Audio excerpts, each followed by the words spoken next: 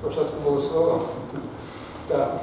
Якщо ви візьмете дуже поважний академічний словник старогрецької мови, відкриєте на логос, енархея на логос по-грецьки, логос слово, то ви будете грати одну сторінку дрібнесеньким шрифтом, одну, другу, третю, п'яту, четверту, шосту, все це буде про логос. Так що за тим поняттям слова стоїть колосальний світ, це не те слово, про яке ми кажемо. Це було менше асоціюється його, знаєте, я кажу, світ виник з нічого, з маленької клітинки, перший вибух, який був скільки-то мільярдів, 13 мільярдів років тому, і став творитися світ. Так ось це спочатку було слово, я собі асоціюю із тим потужним голосом, чи чим, який дав початок усьому, а наші голоси є далекі, реліктові відлуння того потужного голосу, за яким усе творилося і твориться, Енархея-логос.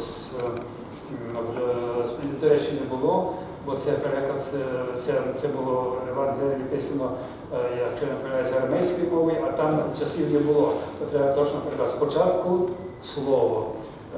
І тоді це буде точніше. Ну, це не моя мудрість, я вичитав це в одну статтю спеціально присвячену цьому зачину, де сказано, що в цій мові, на якій написано це Євангеліє, часів не було, і тому, коли ми кажемо, спочатку було слово, то ми говоримо, що тоді його не було.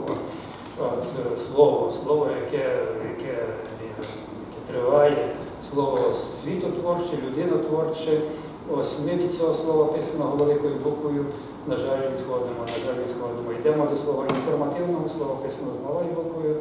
Нам швидко надоїдає одна інформація, ми біжимо до другої, ми бігаємо по каналах.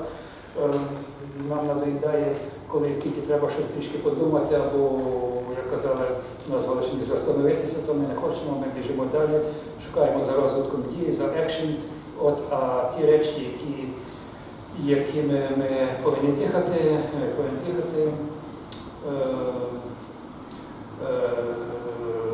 великої читацької аудиторії на цьому не здобудеш.